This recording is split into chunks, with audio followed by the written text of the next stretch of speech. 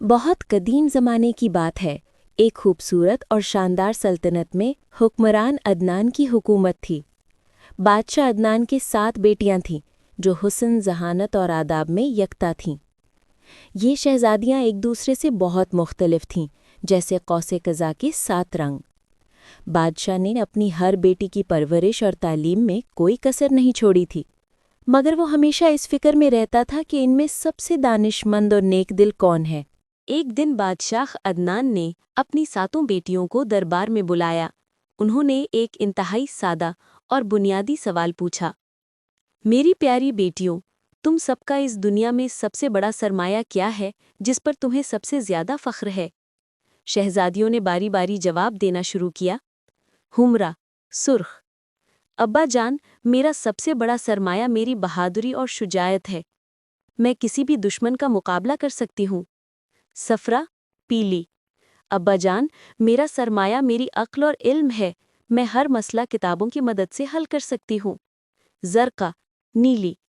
ابا جان، میرا سرمایہ میرا حسن اور میری نرمی ہے، جس سے میں لوگوں کے دل جیت سکتی ہوں۔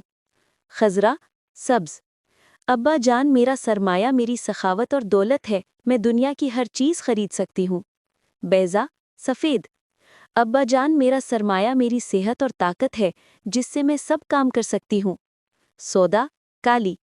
ابا جان، میرا سرمایہ میرے لباس اور میری شان و شوکت ہے، جس سے مجھے پہچانا جاتا ہے۔ آخر میں جب سب سے چھوٹی اور سب سے زیادہ خاموش شہزادی بنفشے کی باری آئی تو اس نے احترام سے سر جھکایا اور نرم لہجے میں کہا، عالی جاں، میری بہنوں نے جو کچھ کہا وہ سب قیمتی ہے، مگر میرا سب سے بڑا اور قیمتی سرمایہ وہ برکت ہے جو اللہ کی نعمتوں میں چھپی ہوتی ہے، اور برکت کی حفاظت ادب اور شکر سے ہوتی ہے۔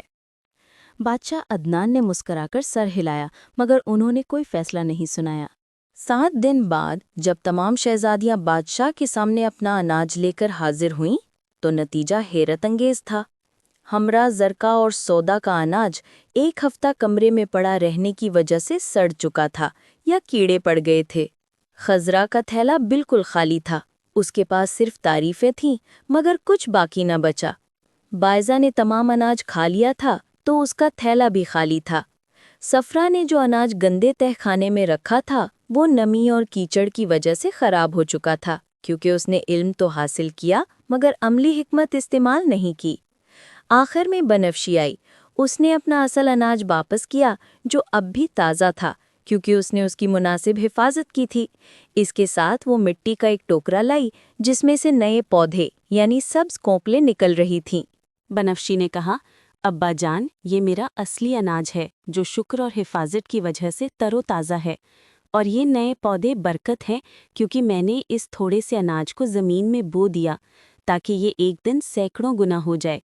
برکت وہ سرمایہ ہے جو خرچ کرنے سے ختم نہیں ہوتا بلکہ بڑھتا ہے۔ بادشاہ عدنان بہت خوش ہوئے اور انہوں نے یہ اعلان کیا کہ سب سے دانشمند اور نیک دل شہزادی بنفشی ہے، کیونکہ اس نے جانا کہ کسی بھی نعمت، چاہے وہ علم ہو، دولت ہو یا صحت، اسے ادب یعنی مناسب دیکھ بھال اور شکر یعنی صحیح استعمال کرنا ہی اصل دانشمندی ہے۔